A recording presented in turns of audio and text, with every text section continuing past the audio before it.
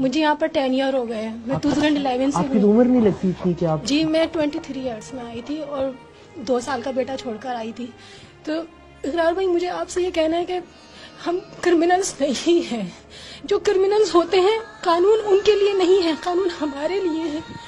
اور اقرار بھائی نکلنے کے بڑے راستے ہیں. جو پیسے والے ہیں ہم دیکھ رہے ہیں باہر کے کس طرح سے وہ اپنے آپ کو سیف کر رہے ہیں. ہمارے پیچھے کوئی بھی نہیں ہے. میرے فادر خود پولیس میں تھے. مجھے 80 سال کی سزا ہے جرم میں ہے مرڈر کیس میں, جبکہ میں خود چشمی دید گواہ تھی اور مجھے ہی مین وہ بنا دیا. جو لڑکا تھا وہ وہاں پر جاب کے لیے آیا تھا, مجھے کچھ بھی نہیں پتا تھا. میں نے اپنی آنکھوں سے دیکھا, صرف میری غلطی یہ تھی. میرے سب گھر والوں کو اٹھایا. میرے فادر اس وقت بہت بیمار تھے. مجھے اتنا مجبور کر دیا گیا کہ سارا الزام میرے اوپر ڈالا.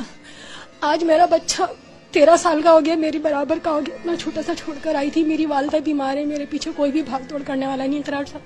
اقرار بھائی میں یہ چاہتی ہوں آپ ججز کو بولیں جو پرانے کیسوں پہ نظر ثانی کریں. آپ جا کر پلیز آپ کی سنیں گے.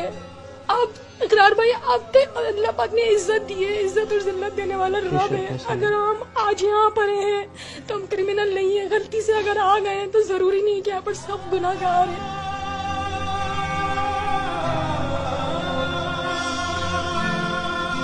میرے والد صاحب کی یہاں پر 9 مہینے ہوئے تھے مجھے سزا کو. میری ڈیڈ باڈی آئی تھی. مجھے وہاں پر آخری دیدار کرنے کے لیے مجھے بلایا.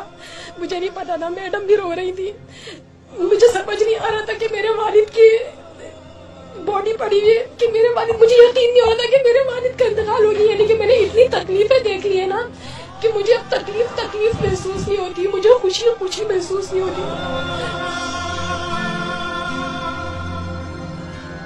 میں چاہتی ہوں, میں تو اپنے بچے کو فوج میں بھیجنا چاہتی تھی, لیکن دیکھیں قسمت کہاں پر لے کر آ گئی. میرا بچہ آج تھوڑی دیر کے لیے مجھ سے ملنے آتا نا, مجھے بولتا مما آپ کب آؤ گی.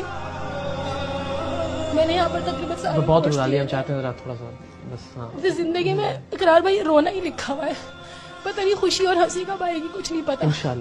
انشاءاللہ آئے گی. اور بس وہی بات ہے نا کہ آپ ہی سے تو یہ سیکھنے کی چیز ہے ہم سب کے لیے کہ امید اور آس نہیں ٹوٹنی چاہیے.